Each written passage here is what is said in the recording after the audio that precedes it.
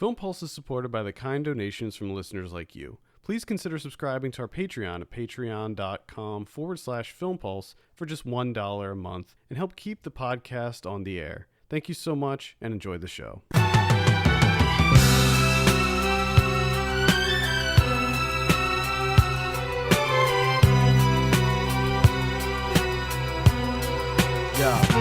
Hello and welcome to the Film Pulse podcast. This is episode number 256. My name's Adam Patterson. Joining me today, we got Kevin Rakestraw. How goes it, Kevin? Pretty good. Just got back from Chocolate World. Oh, yeah. Oh, well, Hershey's Chocolate World action, huh? The old Chocolate World. Did you do the ride? The classic Chocolate World ride? No, I did not. The line was entirely too long. Well, then what the hell did you do there? I ate a brownie that was probably like 1,200 calories. It's fucking awesome. Yeah, it was... Okay. Yeah. Well, we wanted to do the ride, but the line's too long. Maybe I'm not. So you went to Chocolate World, and you got a brownie, and then you left. I did, yeah. Yeah. I was there for the gardens. And just popped off at the old Chocolate World. Oh, okay. So you had other reasons to Yeah, no, I didn't just drive the whole way out. Just to get a brownie from Chocolate World. Fight the crowds. Get that brownie. Okay. I attended the Pride March today. It was great. Lots of people. It was good to see that many people, and I mean, it was like a madhouse, but it was a madhouse in a good kind of way. It was one of the few times that I actually liked to see a giant crowd. So yeah, that was a good time when I could see the parade. Oftentimes I was in an area. I mean, the parade route is really long, but there's so many people that I was rarely in a spot where I could actually see the parade happening. But they do, like, so we started at the beginning because it actually starts relatively close to our apartment, and then we kind of like just followed the parade route like the whole way to the end, and then at the end there's like this area that has like stages and live music and like vendors and all kinds of stuff at the end, so it was cool. It was good stuff. Nice. Very heartwarming. Nice. Warmed the heart. This week on the show, we'll be talking about Anna Lily Amirpour's new movie, The Bad Batch. We'll also be talking about something we've been watching on the watch list, new releases on Blu-ray and VOD, and in theaters, all that fun stuff. Remember, if you want to contact us, you can send us an email, podcast@filmpulse.net, or send me a tweet at filmpulsenet. Let's go ahead and dive right into our review for the day. Again, we're talking about The Bad Batch. This is written and directed by Anna Lily Amirpour. I have a synopsis here. A dystopian love story in a Texas wasteland and set in a community of cannibals. Let me read that again, just in case you... A dystopian love story in a Texas wasteland and set in a community of cannibals. What we need to do is start a whole new segment on the show that's just highlighting these IMDb synopsis listings. Yeah, they're pretty fantastic. Why doesn't she go in and edit this? Like, if it were me, if it were my movie, and I saw like, oh, they put that. Well, somebody put that in as this. I'm gonna change that. You would think that there would be someone, on the distribution level. You know what I mean? Right. It shouldn't be her responsibility. Yeah, but... there should be an intern somewhere, like at Annapurna Pictures or something like that just pops on IMDb and fixes that kind of stuff. Exactly. Like, I feel like a PR person should hop on there and just change that. Just change that up because it's in a Texas wasteland and set in a community of cannibals. Yeah. Good stuff. Anyway, enough about horribly written IMDb summaries. Kevin, we'll start with you. What did you think of The Bad Batch? Let's just hop right off of the synopsis here. Love story? Yeah, I don't know about that. Nope, I disagree with that completely. Is it set in a community of cannibals? For a short moment of time. Sort of. There's a couple scenes in that community. Is it in a Texas wasteland? I guess. I don't know if they explicitly ever said that it was Texas. Yeah, it was Was actually. They it? said at the very. It was the very Oh, beginning okay. when they when she got like thrust into that area. Okay, so 1 out of 3 in that short synopsis there. I didn't, with the Bad Batch, I wasn't that big of a fan. Gotta say, I was really disappointed, to be I quite gotta honest. say, just yeah, just right off the bat, this was maybe I can't remember if this made it to my most anticipated list of 2017. I know it was really up there. I was really excited for this one, Yeah. and I gotta say, I was also very disappointed with this movie. I maybe I just didn't know what I was expecting. Like I didn't know what to expect, but I had very high hopes. I was a huge fan of A Stranger Walks Home Alone at Night, or A Girl Walks Home Alone at Night. I don't know why I said stranger. And this one just, I don't know, it was just a little bit of a letdown for me. Yeah. This is, I mean, in terms of visuals, there's some good stuff going on here. There's flashes of some greatness. Far too often, it just feels like one music video after another. The script, like the dialogue of the script, is atrocious. That's It's the absolutely terrible. that's one of the biggest things I had a hard time getting over was the dialogue and It's so bad. how cringeworthy it was. And maybe it was intended to be sort of cringy, but I don't know. For me, yeah, for me, it didn't work. And I thought that It would have. performance wise, everything was like so over the top. And I was just like, "Ah, man, I don't know about all I this." think if they were able to, if she was able to go the route of just full on experimental and then just make this, barely any dialogue whatsoever, it would have been a lot. It Well, would have definitely benefited. it's interesting because the movie starts out that way, right? Yeah, There's a really long stretch of time. I think that there's maybe one word or one line uttered by one of the cannibal members towards the beginning, but for like the first probably 20 minutes of the movie, there's no dialogue at all. yeah. And I was digging that. I was like, okay, all right, And especially that's towards the beginning, which when she's in the car and the golf cart's coming up, the way she shoots from when Suki Waterhouse is running away from them. It's kind of in the mm-hmm. slow mo, and the camera's like kind of in the back of the golf cart. That looked fantastic. And there's like I said, there's little flashes of that where it's just incredible. But yeah, when they start opening their mouths and talking, things go downhill quick. I feel like a lot of things just the film just kind of meandered too much for me. Like there was just everything felt a little disjointed, and it was just kind of floating. Well, And it there's the part of me too, because I agree with that, and it kind of seems like it didn't, like it had no idea what it was, like even what its message is or what its plot is. I don't even think it understood its own plot, to right. be I mean honest. because well, according and going to the dystopian love story, this thing, maybe there is some sort of connection that gets formed between Sookie Waterhouse's character and Jason Momoa's character of Miami Man, but it's like it's so unbelievable and so loose and so very shallow that whole connection that I just don't like nothing. I feel like the movie doesn't ride on that connection, and it's like okay, well, what's the point of all this? What are we moving towards here? Yeah, that's why I was kind of surprised to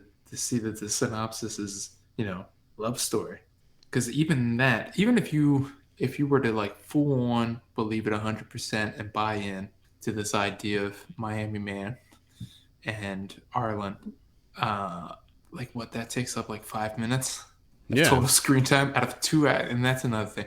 2 hours. This movie's 2 hours. It doesn't know what the hell it wants to be. Doesn't even know what its own plot.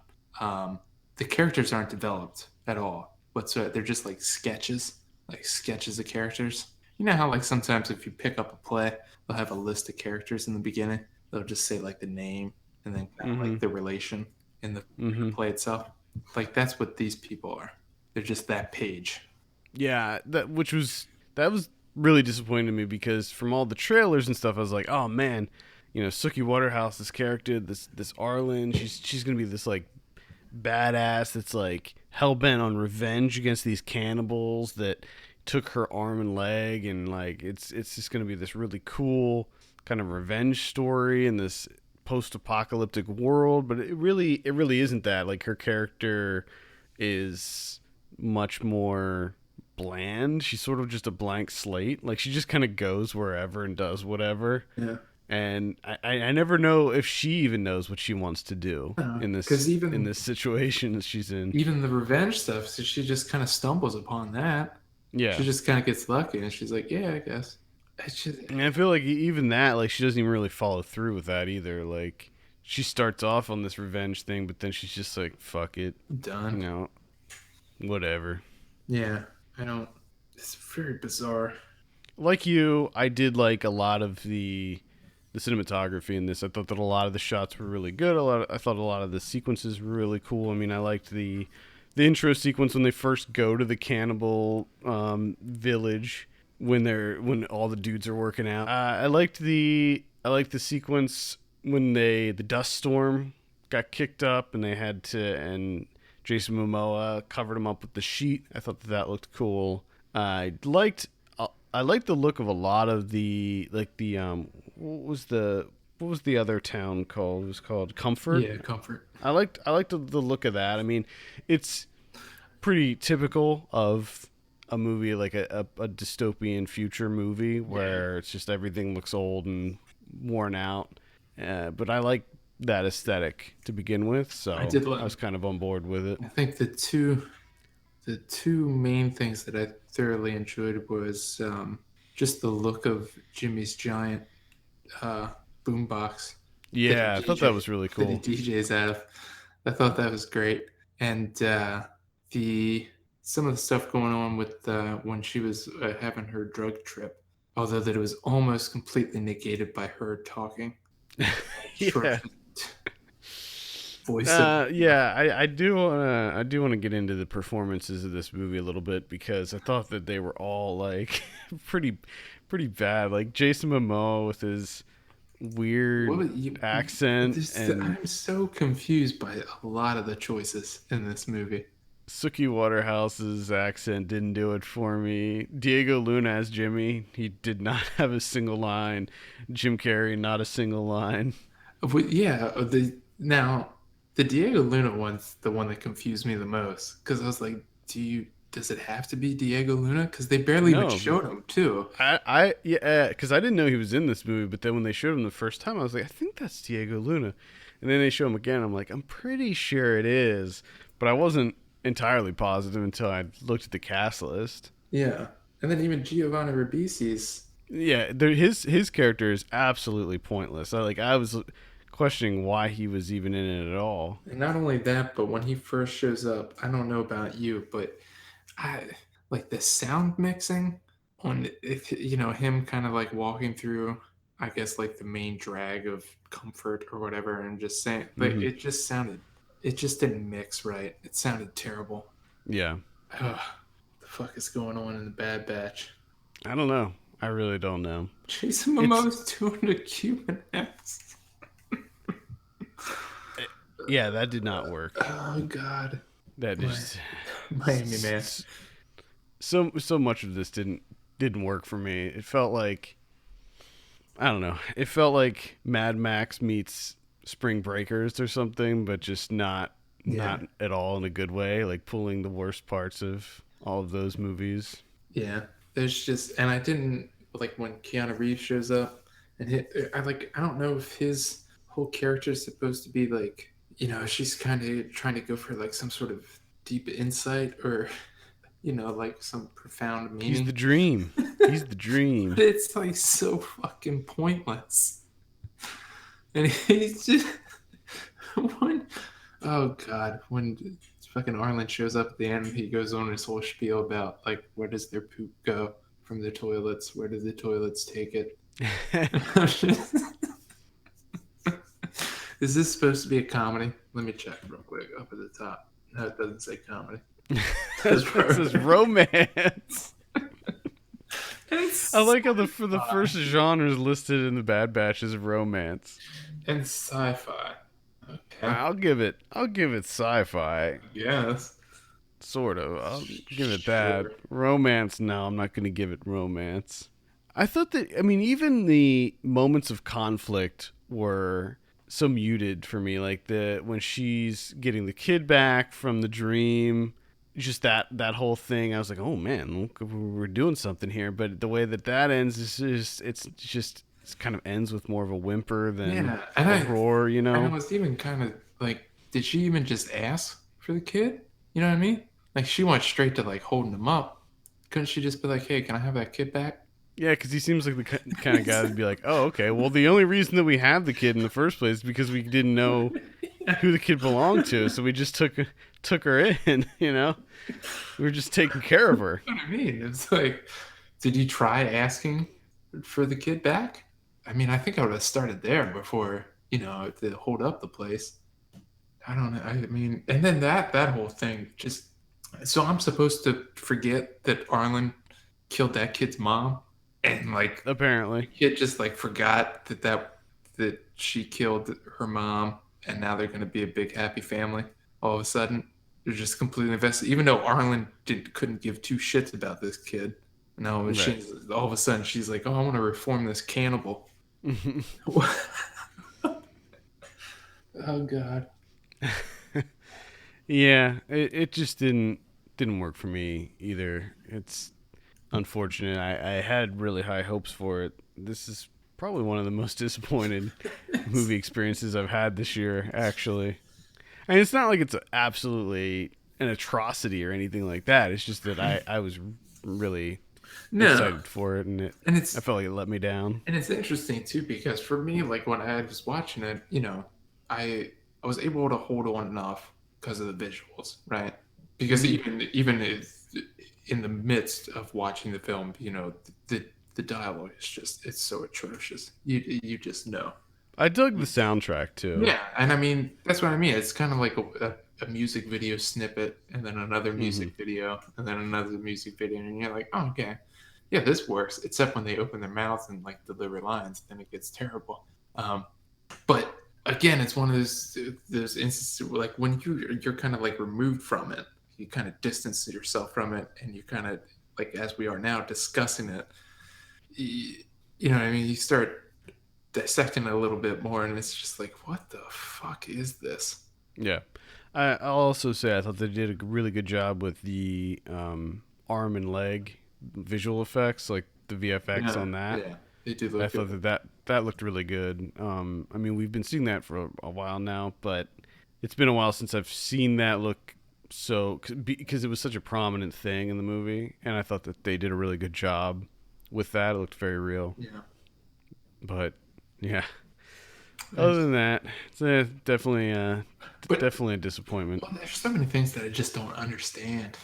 Like when the dream at the end's kind of talking about like this is the economy of comfort, and I'm thinking, well, how does everyone else in comfort make money? Or is this like a bartering system? Like how do they get the? Because when they showed them getting the drugs, they were just kind of lined up and they were just getting fed drugs. Yeah, I don't know, but then there were other people that were selling, like they were selling the rabbits, they were selling other goods. I know, but are they just So trading? Is it a bartering thing, or is there an actual currency? I thought that they did show her buying, like she bought the rabbit, didn't she? Like with money. Maybe she did. Well, I know Jim Carrey's character, the hermit, or whatever you want to call him. I know that he like he had money because he was throwing it in, to keep his fire going. Right. But I I don't know. don't know. I would think that it'd be more of a barter system because isn't this basically like a an escape from New York situation where there's just an area of the country Yeah, is it's just sectioned off as a prison colony, sort of, yeah, right? and it's just kind of like, hey, you're the undesirables, so it's lawless. You guys just figure it out and just stay out of what we got going on here, and you know. But The civilized yeah, world. yeah, it's just I don't know, and like the cannibal thing, just I don't know. Can you survive on just eating people? I would think not. I don't think so. I mean, I think you would still I think need I other. mean, yeah, I know you're probably getting some protein, but I don't think you could be bodybuilders. Oh yeah, And where are they getting all this water from? They all seem to have a decent amount of water. They all got jugs of water.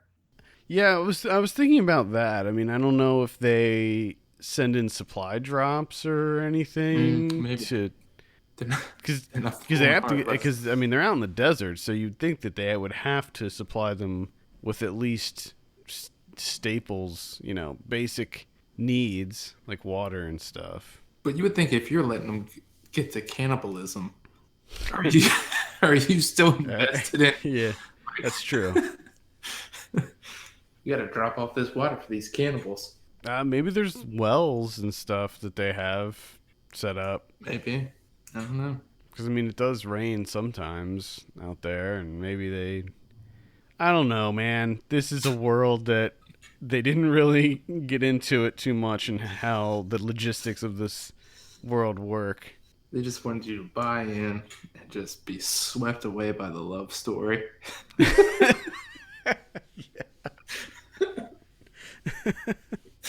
Like Miami, man, and Arlen, just living happily ever after they slaughter that rabbit. Oh yeah. Oh yeah. Yeah, that's exactly what it was. I just imagine, like, as soon as the credits start rolling, that the girl just looks over and like, Dad, she's the one that killed Mom, and then she dies immediately. Like, that's the extended version. Yeah, I would think You would think that would come up. it's gonna come up at some point. Yeah, yeah. All right, so that's the Bad Batch. What are you gonna give this one out of 10? Man, I don't know. Like, before we started this, I was kind of thinking like a 4.5. But now, like, talking about it, you know what I mean? Like hashing it out with somebody. Mm-hmm. Mm-hmm. Whew. Like, there's only some visuals that I like. Really, I'm gonna give it like a 3. 3 out of 10. That's Yeah, that's harsh. that's a little rough, man. I'm rough. gonna go. For me, it's gonna be a 4.5. 4.5. Okay. Yeah. That's to see. Yeah. That's kind of what I was thinking. Like for me, it was just kind of almost right down the middle, but Man, I just had a difficult time with it. Yeah, it wasn't for me, which was a big surprise because I normally gravitate towards these types of movies, and I'm a big fan of the director. So I don't know. It just was just a miss for me, unfortunately. yeah, I hear you. All right, let's move on. Talk about some of what we've been watching. I think I'll start it off this week. Skipped a couple weeks, or we skipped last week rather. So I got a number of things. I'll try to trim it down. I saw a movie called Desolation. Okay. Starting off with a generic horror movie that is not out yet, so I don't even know why I'm talking about it honestly, but it's where I chose to start. This is screening. It was screening at the LA Film Festival. So thought I'd give it a look. It's a slasher movie, but it only has really 3 characters, like 3 main characters, and then a killer. So it's a cast of 4 people, and it's about this the mother and son and her best friend. They head into the woods to sort of honor the husband, the dad, who recently passed away. They go there to scatter his ashes. He was a big hiker. And while they're there, they realize that they're being stalked by a man who, I don't know what his deal is, but he's out there stalking them. Oh, and it's just this incredibly boring slasher movie that is, it literally, I checked the time code because I was like, what is going on here? It takes 41 minutes for anything to happen in this movie. So the first 41 minutes of the film are complete build-up and character development. Right. And I'm putting character development in air quotes at this point, because these are the most generic characters ever. They're just so blank and boring and vanilla. But they decide to spend 41 minutes trying to develop the backstory, which they really don't even do. Like, because it's still never really clear who the dad was, and all we know is that he was into hiking, and that's it. And this one spot was his favorite spot. So there's just, I don't know why they spent so much time building this up if it really wasn't going to go anywhere. And even after that 40-minute mark, when the killer guy decides to strike, it just is so generic and bland where it goes. Like, it's all just so unoriginal. And it's got a cool poster, I'll give it that, and like the opening titles were cool, but man, it was just not not for me. I don't know what was going on in this movie. Not a fan of it. That's unfortunate. Yeah, it's called Desolation. It's not out yet, so I would I don't know. It's probably going to be out at some point. I'm not sure if it has a distributor just yet. Okay. I ended up I kind of talked about it on a podcast a couple of weeks ago. I don't know how long back, but I ended up having to watch it back from the beginning because I was so far removed from finishing it. And that's Tekkonkinkreet from Michael Arias from 2006. This anime. Oh my goodness! It was so funny because you mentioned it. You mentioned it on the show, and I was like, "Oh, I'm gonna look this up." And I'm like, "What do you say, Tekkonkinkreet?" And I had no idea, like, really what you said or how to spell what you said. So I was just I was like going over it in my head over and over, like, Tekkonkinkreet. Is that one word? Like, what is this? So what I ended up doing was you mentioned that you said black and white. So I typed in black and white anime, and it was the first one that showed up. Have you seen this then? No, I haven't. Do you know of it? I know. I read up on it. Okay. So, but I haven't watched it yet. It's pretty fantastic. The animation is great. I love the storyline. The number one thing that I loved about it is it's kind of has this, black and white, or these two kids that are they kind of run their town, right? They kind of run out people they try and come in and take over and this and that. And so these Yakuza come in and try and take over. So Black starts to kind of like fight back. And then out of nowhere, it kind of just takes this, it just kind of like introduces this like completely sci-fi fantasy element to it, where these like aliens, or I don't even know if they're aliens. They're just like some sort of robot creature things that are like deployed to kill the kids. And then everything just gets fucking insane from there. And it's just like, it's just insane. And I love it. The artwork I thoroughly enjoyed, but it also has a nice mix too, where it has like the normal, where you kind of see, if you're looking at the poster or whatever, that's like the majority of the artwork. But the kid White, he kind of has these like visions of like an apple tree growing. So when it turns to that animation is kind of like a watercolor type animation. And then there's an instance towards the end where Black's like trying to fight off like his dark side, and it takes this kind of like crayon centric animation to it. So I mean, it has a number of different styles, and it's just to me, everything worked for me. I was completely sold. I was totally into it. And honestly, I need to find more stuff like this. Cool.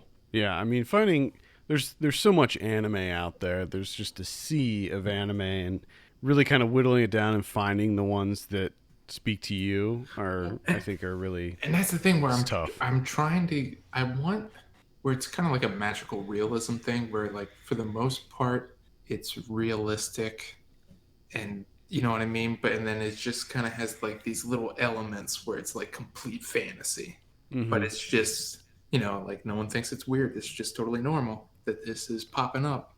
Like Paranoia Agent, right? I mean, that was kind of like that. Yeah. Where it's not overrun with fantasy. It's just like that mixture of it.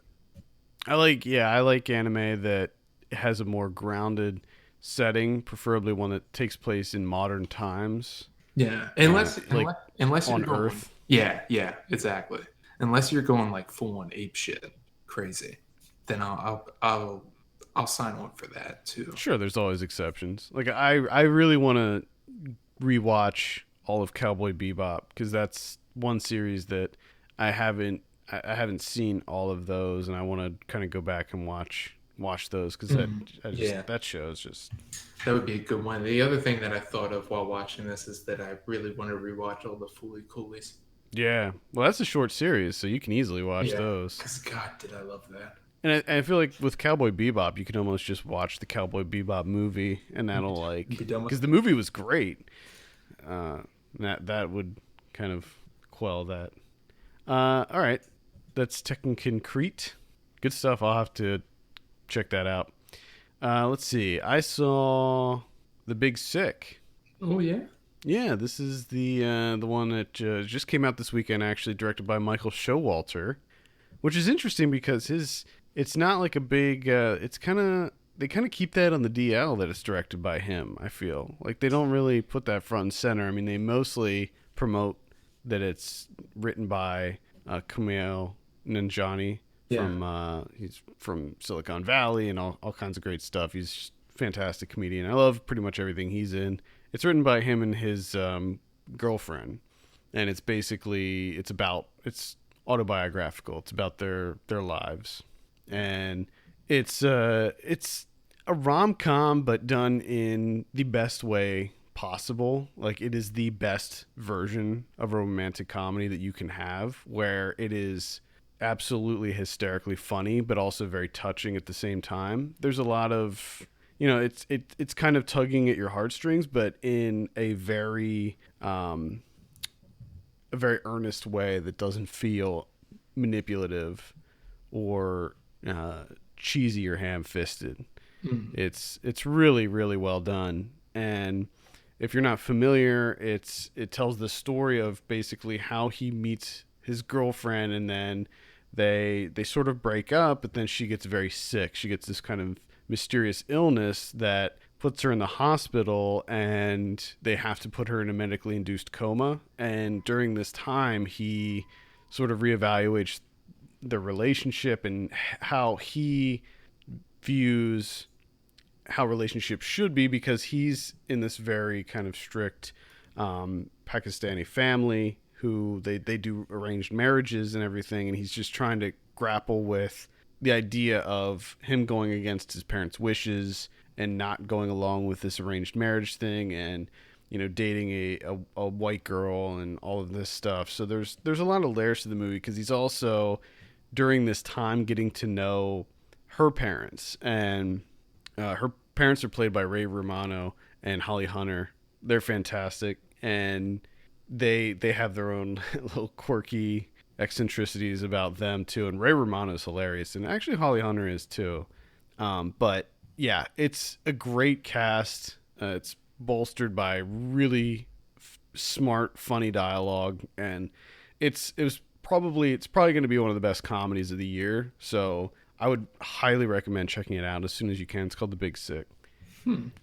It'll make you laugh. It'll make you cry. It's got a little bit of everything in it. So highly recommend.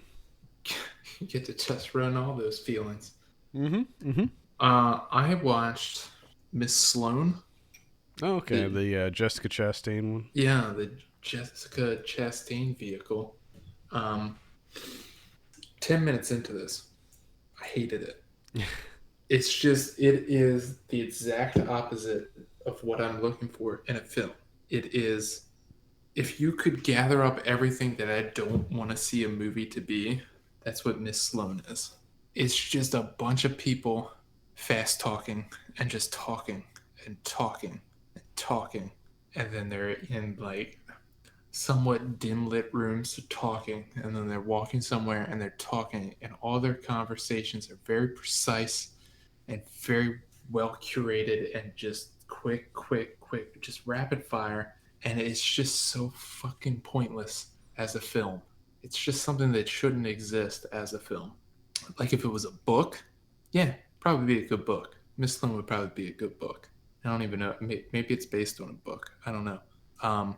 Maybe as a play, that would work well. But as a film, no. And it's not even like all the performances are good. All right, they're good performances. It's not my thing at all. It's just everything that goes against what I want cinema to be. Mm-hmm. Yeah. Oh God. This one didn't interest me from the beginning. Mm. So I was like, nah, I'm not gonna give that a look. It's a rough one. That's unfortunate. Saw Okja. You suck. I think we'll probably be reviewing this next weekend. Yeah. I think it comes out next weekend. So yeah, well, I'll save my thoughts for that, but I will say it's coming to Netflix on Friday. So what I will say is you should probably watch it. So we'll talk about it in more detail on Friday. But yeah, definitely check out Bong Joon-ho's Okja. It kind of looks like a hippo puppy. Oh my god, it's so adorable. Oh my god, it is so adorable. What else did you watch since you know? Oh, okay. Much Well, I saw Okja. I saw The Little Hours. The Little This Hours. this is the Jeff Bana one, the one with Alison Brie and Dave Franco and Aubrey Plaza. They're nuns. Oh, okay. John C. Reilly, Molly Shannon, Fred Armisen. Okay. When did it? Is this out? No, this is not out yet. Oh, okay. It comes out on Friday, I think. Gotcha. It premiered at Sundance this year, and it's coming out Friday.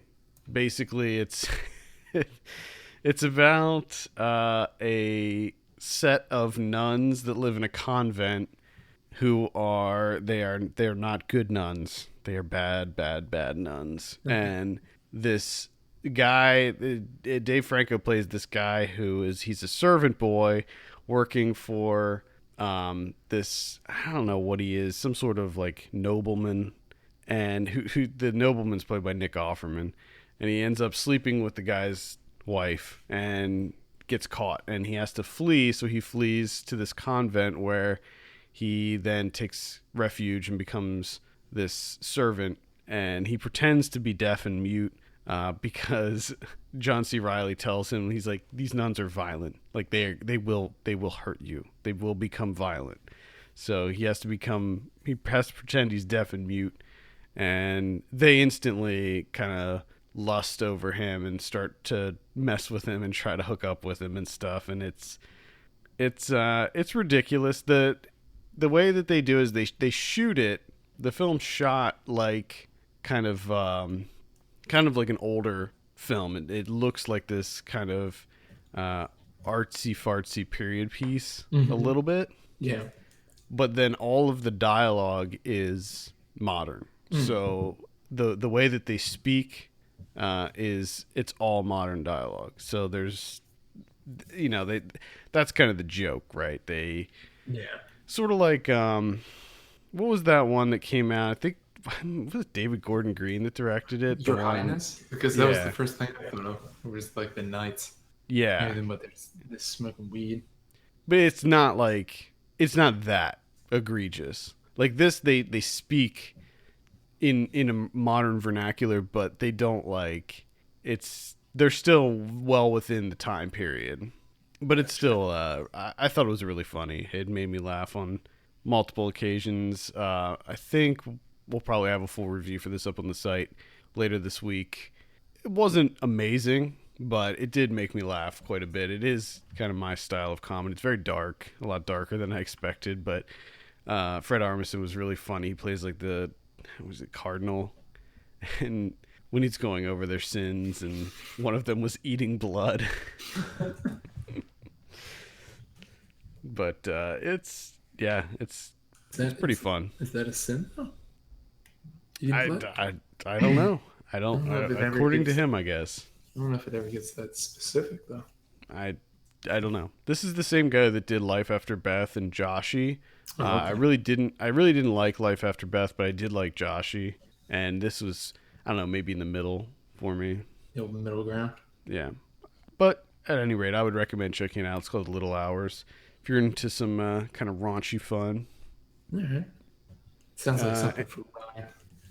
Yeah, I think Ryan would like it. I think because he likes that Another Period show on Comedy Central, which is, it's kind of a similar idea where it's Another Period is like taking the piss out of period pieces and making it kind of raunchy and modern. again, this is done in a more, it's not tasteful, but it's done in a more authentic way. Gotcha. All right. Anything else on your list? I watched a one of those like middle ground between feature and short. It's about 40 minutes long. This is from Christopher Jason Bell. It's called Left, and this is one of those like stealth experimental films. Because one of the services, like when you go through and watch it, it's kind of you get the sense that it's done guerrilla style, where it's just her at an airport, right? And she's kind of this woman's kind of in between, where she's stuck at the airport. She doesn't have money to get a ticket to leave, but she's also trying to stay away from someone, so she's trying to secure like a place to stay. So in the interim, she's just kind of lost in the airport. So she's just kind of wandering around trying to figure out what the hell to do. So she's kind of just stuck there for the time being.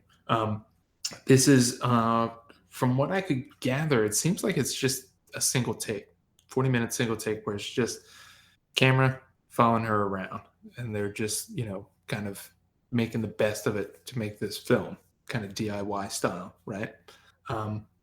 There's barely any dialogue to speak of, except for just, she occasionally makes a phone call here and there to try and, work something out, to try and find a place to stay. And yeah, that's the gist of it, right? And it all plays out in real time.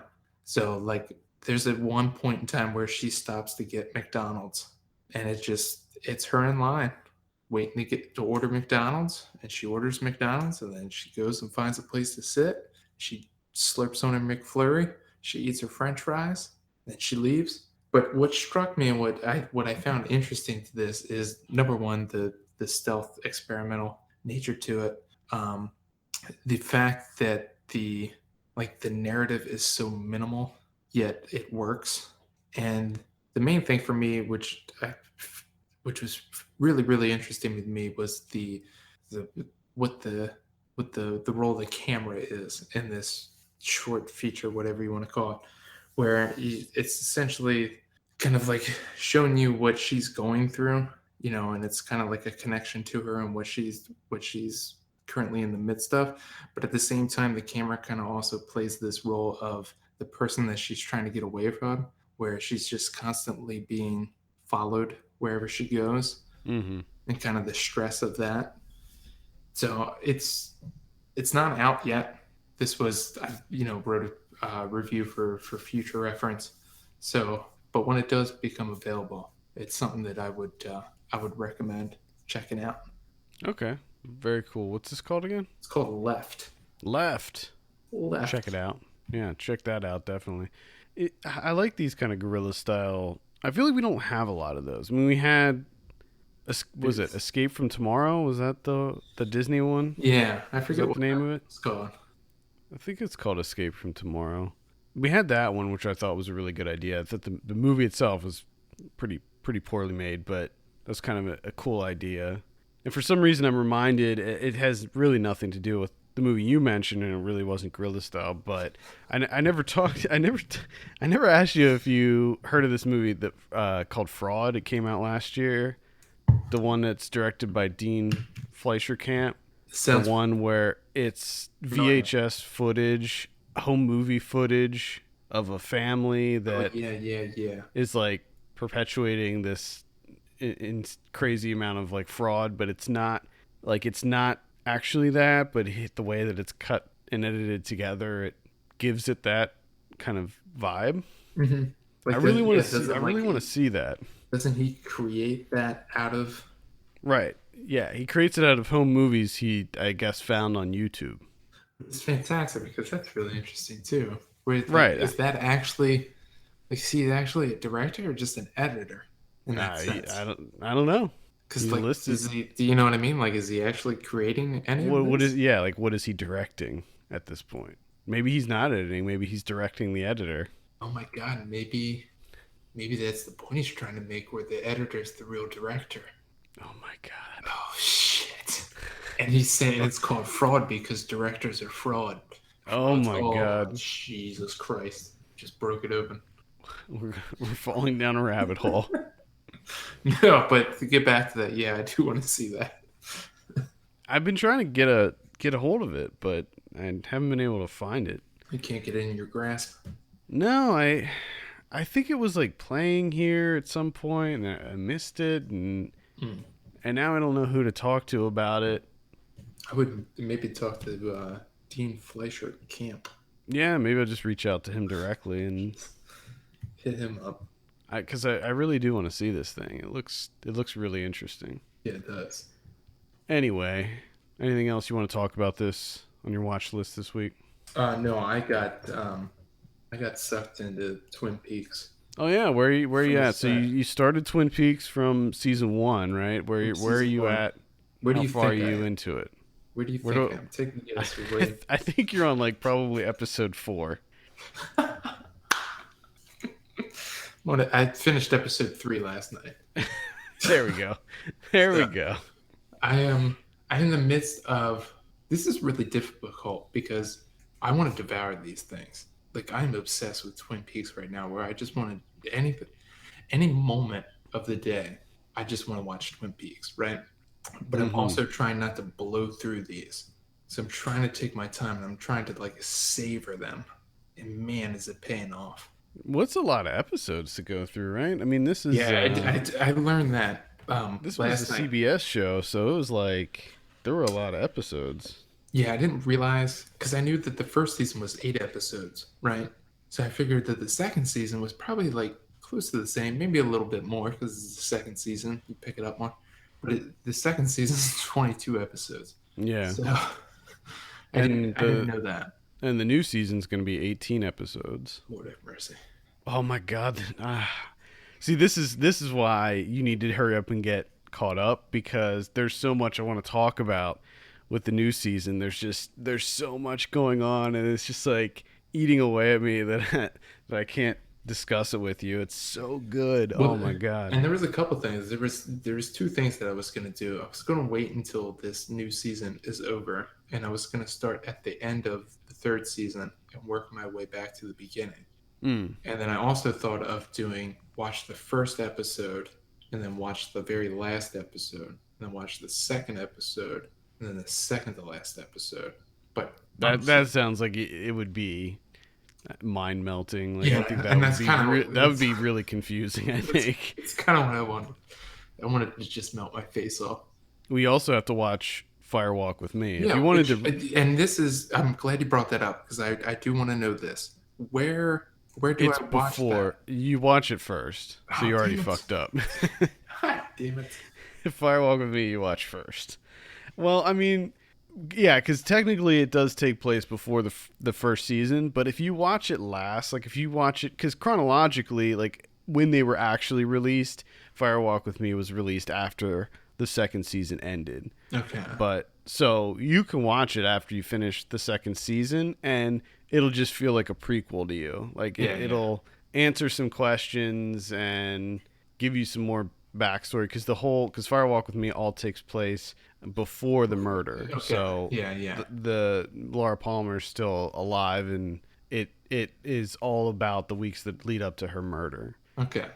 Well, yeah, maybe I'll just do it the way that it was essentially intended. Yeah, it's not gonna like, you're not gonna gain anything from watching it first. Yeah. Versus after, so it's not a big deal. But man, it's crazy to me that there's. I mean, I don't know if you looked into the new season at all. At least like who's in it, like the amount of people. It seems like there's a lot of people in it. It's unbelievable. Like seriously, almost every episode, it's somebody new who I'm like, holy shit. I mean, not only did they get everybody from the original series, like everybody, even the minor characters that had like 3 lines, they got like a lot of like really, like Michael Cera's in it, and just it's crazy. Like Tom Sizemore's in it. They just got so many people involved, and they got musical performances too. Every episode ends with like a musical performance, which is interesting. I didn't know that. Yeah. Huh. It's kind of a cool thing that they do at the end. Okay. Now, I don't mean to be rude or anything, but let's hurry this the fuck up because I want to watch some Twin Peaks. See, that's the problem. Like, I just, I just want to watch Twin Peaks now. Like, I don't want to watch movies. Yeah, there's so much. I've been No, watching. no I offense to want. movies, but No, I completely understand. Because I wanted to watch. I wanted to go see The Beguiled this weekend, and I ended up watching Glow on Netflix instead. So I'm right there with you. did it fill the hole of Beguiled? No, I still want to see The Beguiled. I do. I want to see that too. Yeah, I still want to see it. I might even go see it tonight. I don't know. All right, let's talk about what's coming out next week in theaters. We got Baby Driver. This is a biggie. Yeah, New yeah, Edgar yeah. Wright vehicle. Hmm. Really excited about this one. Are you excited? Are you feeling it? You feeling the Baby Driver? Um, yes and no. I mean, I'm kind of excited, but I'm not. I'm not as excited as I usually am for his movies. I don't know why. You know, I felt the same way at first with the like when the first trailer for this was released. I'm like, oh, it looks cool, but I don't know if I'm feeling this as much as his other movies. But then I started reading a little bit more about what this movie is, and I think that it's gonna be different, significantly different than what the trailers are making it out to be. Like in the trailers, it seems like kind of a generic, driver like transporter esque movie where he's a driver. Yeah. He's like a badass driver. Yeah. But I think that it's going to be a lot. I think it's going to be a lot more stylish than that. Like from what I understand, people are like calling this a musical.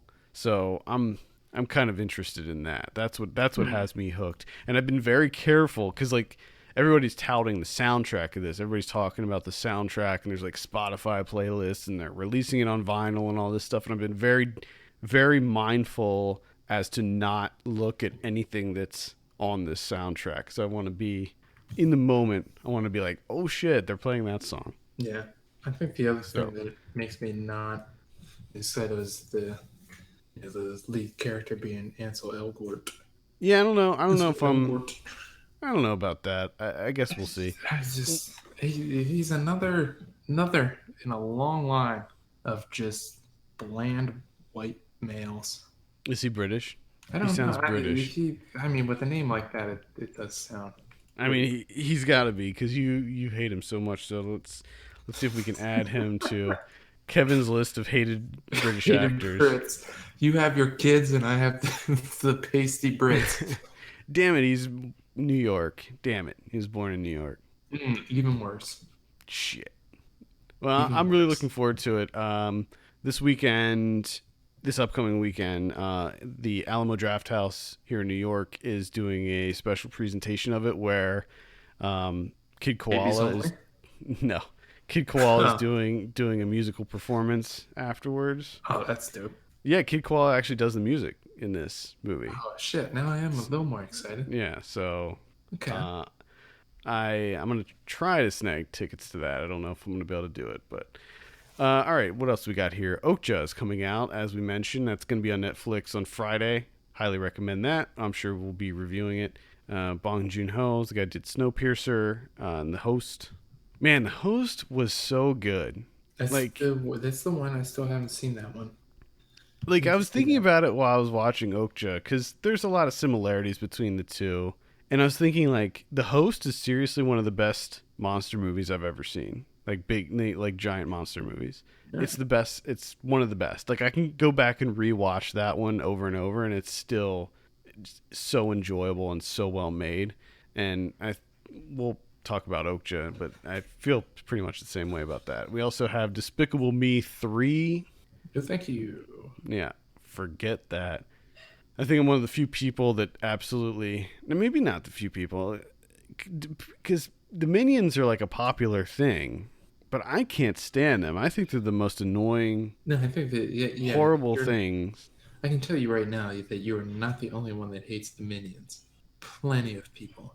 A lot of people like them, and I don't get it. Like, I don't think they're cute or funny. I think they're annoying and stupid. Definitely. Yes, I would agree with that. The House comes out. This is the Will Ferrell, Amy Poehler comedy where they play a husband and wife who set up an illegal casino in their house. Oh man, I have a feeling Comedy ensues. that's not going to work out at all. Nope. The movie's not going to work out either. No, it's not.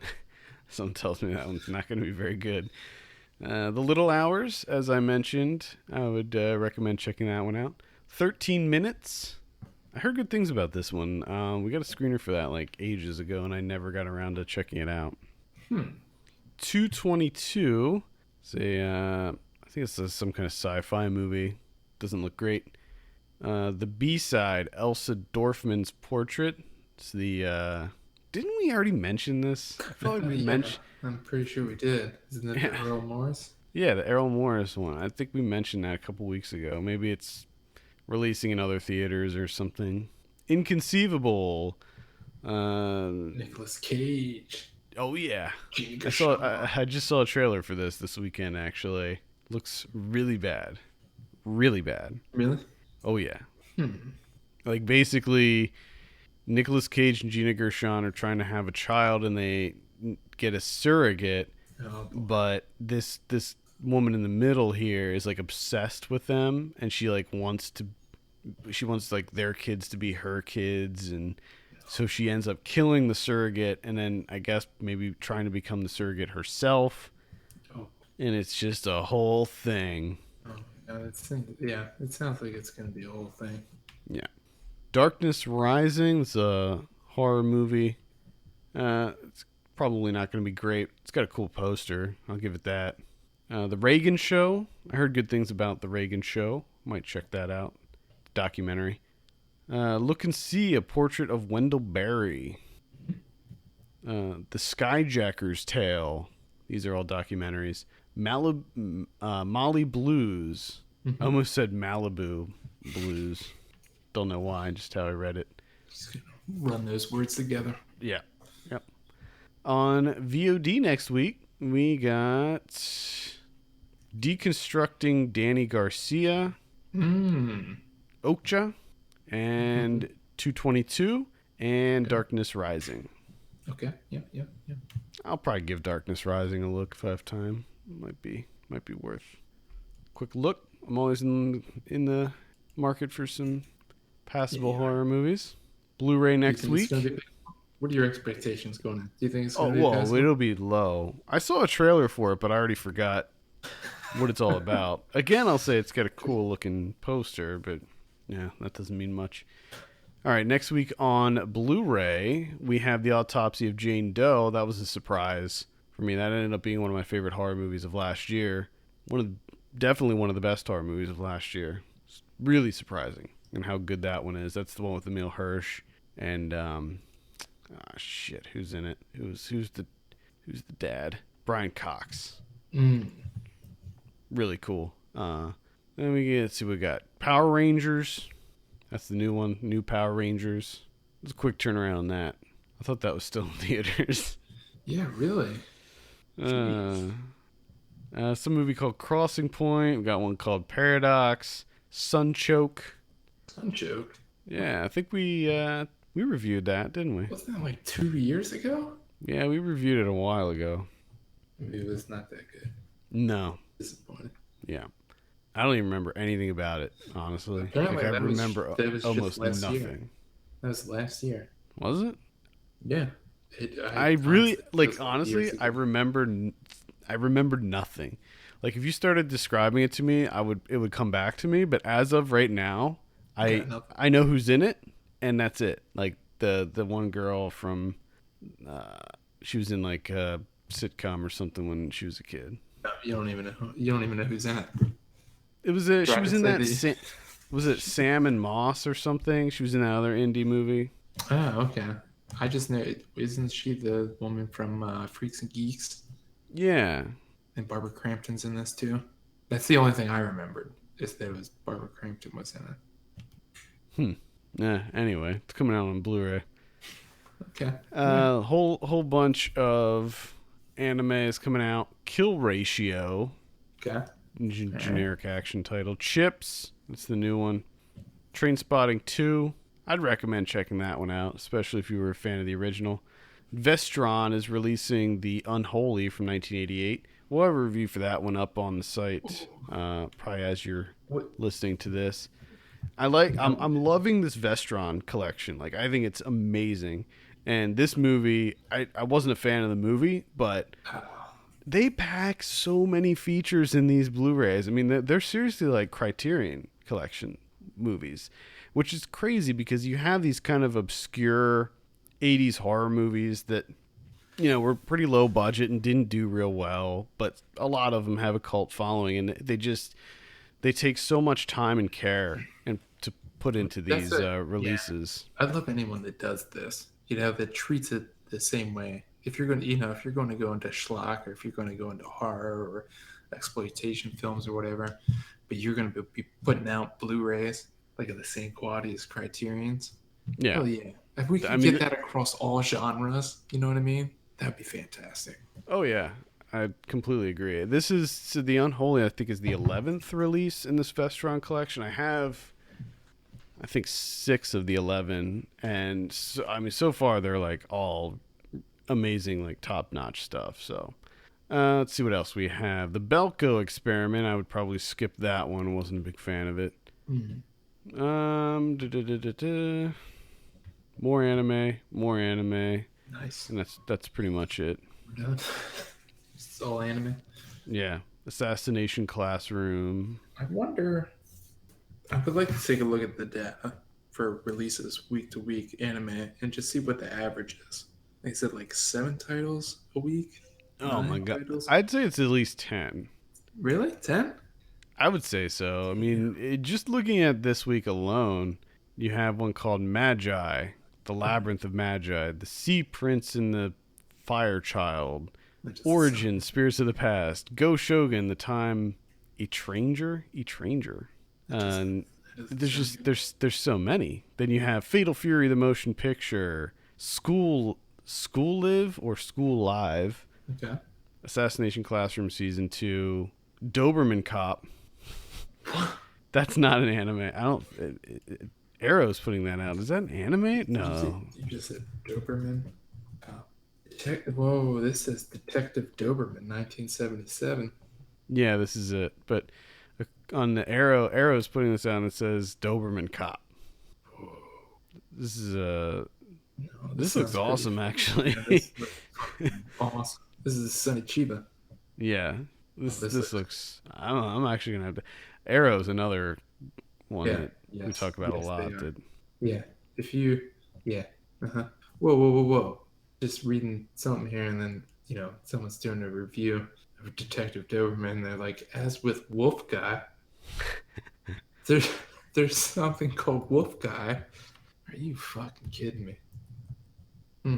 This says. It's Kinji Fukasaku directed this. Oh my god, there is a movie called Wolf Guy. In Rage, Lycanthrope from 1975. It's an American-style crime movie that mixes gunplay and Pulp Fiction with martial arts and lowbrow comedy to create one of his most entertaining films. It is based on a manga. I want that. I want Wolf Guy. I still need a Calamity of Snakes. Calamity of Snakes. Oh my god. There's a movie called Lady Battle Cop. I need that as well. I just need all these things. What's coming out on Criterion this week? Nothing as good as Wolf Guy or fucking Lady Battle Cop or Calamity of Snakes. All you got is Straw Dogs from Sam Peckinpah in 1971. Boring. And The Lodger, A Story of the London Fog from Hitchcock 1927. I mean, none of those sound as exciting as Doberman Cop, Wolf Guy, Lady Battle Cop, or Calamity of Snakes. Yeah.